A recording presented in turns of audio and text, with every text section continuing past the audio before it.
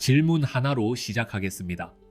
스마트폰 강화 유리로 세계 최초 타이틀을 여러 번 가졌던 회사가 지금 본업은 2년 연속 적자입니다. 그런데 시가총액은 1조 원이 넘습니다. 시장은 대체 무엇을 보고 있는 걸까요? JNTC입니다. 답은 본업이 아니라 신사업에 있습니다. 인공지능 반도체에 들어가는 유리기판, 그 중에서도 가장 만들기 어려운 2mm 두께를 세계 최초로 개발했습니다. 유리는 두꺼울수록 난도가 급격히 올라갑니다. 그런데 그 소식에 주가가 사흘 연속 상한가를 갖고 시총이 1조 4천억까지 갔다가 어제 13% 빠졌다고 들었습니다. 이미 다 오른 것 아닙니까? 게다가 그 유리기판 지금 매출은 잡힙니까? 바로 그게 오늘의 긴장입니다. 기술은 인정받았는데 정작 그 유리기판 매출은 아직 0원입니다. 1조 원이 넘는 시가총액은 아직 오지 않은 매출을 미리 사놓은 겁니다. 그래서 오늘 검증할 질문은 셋입니다. 그 유리기판 기술은 정말 앞서 있나? 고객은 진짜로 사가나? 그리고 이 주가는 정당한가? 본업이 무너진 사정부터 어려운 말은 풀어가며 따져보겠습니다. 강화 유리 가공의 강자에서 인공지능 유리기판에 베팅한 회사 JNTC. 그 베팅이 진짜인지 처음부터 검증하겠습니다. 결론부터 말씀드리겠습니다. JNTC는 강화 유리를 깎고 다듬어온 가공 기술로 인공지능 반도체에 쓰이는 유리기판의 핵심 공정에 들어간 한국의 유력한 도전자입니다. 기술 자체는 진짜입니다. 가장 날카로운 한 수는 이겁니다. 기술 자격은 통과했지만 양산 채택이라는 결승선에서는 SKC의 앱솔릭스가 더 앞서 있습니다. 그리고 1조 원 시총은 회사가 제시한 매출 약속에 기대고 있습니다. 그 약속의 첫 검증이 8월입니다. 기초부터 짚겠습니다. JNTC, 원래 무엇을 하던 회사입니까? 갑자기 반도체 기판에 뛰어든 겁니까? 원래는 스마트폰에 덮는 강화 유리, 커버글라스를 만드는 가공 회사입니다. 평면을 넘어 모서리가 03D 공면 유리를 세계 최초급으로 양산했고 생산은 베트남 법인이 맡습니다. 지금 매출은 커넥터와 강화 유리 두 축으로 나뉩니다. 문제는 그 본업이 무너졌다는 겁니다. 주력인 강화 유리 매출이 2024년 1943억에서 2025년 1003억으로 반토막 났습니다. 중화권 스마트폰 고객사의 수요가 빠진 겁니다. 전사 매출도 3,234억에서 1,857억으로 2년 연속 급감했습니다. 더 아픈 건 적자의 질입니다. 2025년은 영업손실 780억을 넘어 만든 원가조차 못 건지는 매출 총손실 524억을 냈습니다. 원가 이하로 팔았다는 뜻입니다. 부채 비율도 139%까지 올랐습니다. 그럼 솔직히 그냥 무너져 가는 회사 아닙니까? 본업이 원가 이하로 파는데 1조 원 시총이 말이 됩니까? 그 답이 신사업에 있다고 하셨죠. 그럼 핵심으로 갑시다. 그 유리기판 기술, 회사는 세계 최초라고 합니다. 회사들은 다 자기가 앞섰다고 하죠. 검증된 사실입니까?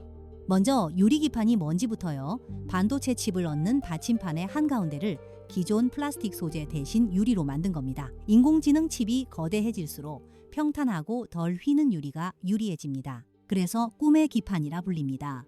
JNTC가 내세우는 건 셋입니다. 핵심 공정인 유리관 통전극에서 세계 최초로 2mm 두께를 구현했고 양산의 최대 난제인 미세 균열을 0%로 통과했으며 전공정 수율 90% 이상을 주장합니다. 출발점도 다릅니다. 인텔이나 삼성전기 같은 대기업과 달리 JNTC는 유리를 깎고 다듬어온 가공회사입니다. 그 정밀 가공 능력을 그대로 옮겼고 계열사의 장비를 직접 만들어 라인 투자비를 업계의 5분의 1로 줄였다고 말합니다. 기술이 좋은 건 알겠습니다. 그런데 그 수치들 전부 회사가 발표한 것 아닙니까? 독립적으로 검증된 양산 데이터가 있습니까? 정확한 지적이고 정직하게 인정해야 합니다. 수율과 점유율은 회사 설명일 뿐 독립 검증된 양산 수치는 없습니다. 특허도 JNTC 명의로 공개 자료에서 확인되진 않습니다. 무엇보다 유리기판 양산 매출은 여전히 0원입니다. 그래서 판정은 부분적으로 사실입니다. 기술 자격, 그러니까 세계 최초 2mm와 균열 통과는 사실로 보입니다. 하지만 앞서 있다고 단정하기엔 양산과 고객 채택이라는 마지막 검증이 남았습니다. 그 마지막 검증을 봅시다. 글로벌 반도체 회사 두 곳과 프로젝트를 한다. 일본 기판사와 계약한다. 이거 실제 주문입니까? 흐름으로 보겠습니다. 유리 소재를 받아 JNTC가 구멍을 뚫고 도금하는 전공정을 맡고 그걸 패키징 회사가 칩에 붙여 엔비디아 같은 칩 회사가 최종 채택합니다. 즉, 사 갈지 말지는 JNTC가 아니라 대형 고객이 정합니다. 진전은 분명히 있습니다. 글로벌 종합반도체 두 곳의 프로젝트에 참여 중이고 5월에는 국내 대기업과 양해각서를 맺었으며 7월 일본 기판사와 추가 계약을 예고했습니다. 미국 두 곳을 포함한 공급망 11곳에 샘플도 보냈습니다. 그런데 양해각서랑 프로젝트 참여는 구속력이 약하지 않습니까? 샘플을 보낸 거랑 실제로 발주를 받은 건 전혀 다른 얘기인데요. 맞습니다. 양해각서와 샘플은 발주가 아닙니다. 그리고 결정적으로 양산 채택이라는 결승선에서는 SKC의 앱솔릭스가 더 앞서 있습니다. 미국에서 AMD 인증에 근접했고 올해 세계 첫 상업 양산을 노립니다. 직접 비교하면 이렇습니다. 앱솔릭스는 완제품 기판을 올해 양산하고 삼성전기는 2027년이 목표, JNTC는 8월 양산 착수를 노립니다. 단, JNTC는 완제품 경쟁이 아니라 전공정과 두꺼운 유리라는 틈새로 차별화합니다. 판정은 다시 주의입니다. 진전은 진짜지만 양해각서가 발주로 바뀐 증거는 아직 없고 앞선 경쟁자가 버티고 있습니다. 8월 양산과 첫 공급 계약 공시가 이 판정을 바꿀 분기점입니다. 그럼 가장 중요한 질문입니다. 본업은 적자, 신사업 매출은 0원, 그런데 시총은 1조가 넘습니다. 이 가격 쌉니까, 비쌉니까? 이익이 적자라 주가 수익 비율은 의미가 없습니다. 그래서 매출 대비 가격으로 보겠습니다. JNTC는 매출의 6.1배, 매출이 줄고 적자인 회사치고는 분명히 높습니다. 동종 비교로 보겠습니다. 가장 비슷한 YCB는 매출의 2.7배인데 흑자입니다. 순수 장비주 필옵틱스는 8.5배, JNTC 6.1배는 적자 본업을 끼고도 유리기판 기대를 절반쯤 미리 반영한 자리입니다. 이게 무슨 뜻이냐면 시장은 JNTC를 지금 버는 돈이 아니라 앞으로 들어올 유리기판 매출, 즉 옵션 가치로 값을 매기고 있다는 겁니다. 그 옵션이 실현되면 싸고 늦어지면 비쌉니다. 증권사 목표가는 어떻습니까? 그걸 기준으로 보면 되지 않습니까? 여기가 함정입니다.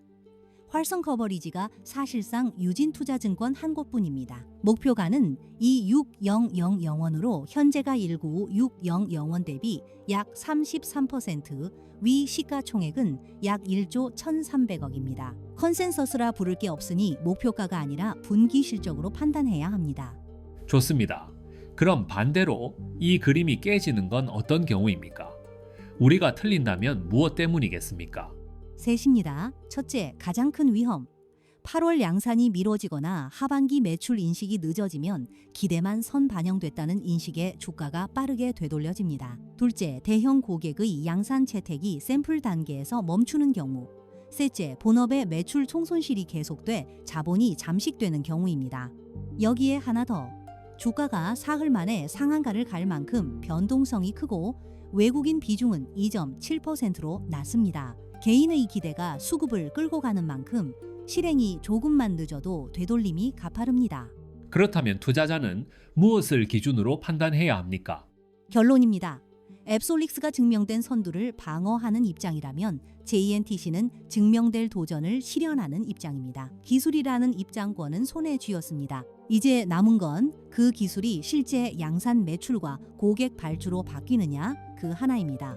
그래서 매 분기 넷을 확인하면 됩니다. 8월 양산이 일정대로 시작되는지, 하반기에 유리기판 매출이 실제로 잡히는지, 양해각서가 공급 계약으로 바뀌는지, 그리고 본업의 적자가 줄어드는지. 한 줄로 정리하면 이렇습니다. 기술이라는 입장권은 얻었다. 남은 건 고객이 그 표를 사느냐다. 강화 유리 가공의 강자에서 인공지능 유리기판에 베팅한 도전자 JNTC였습니다. 기술의 자격은 갖췄습니다. 이제 그 가치는 8월부터 시작될 양산과 첫 발주로 증명되어야 합니다. 알파인더였습니다.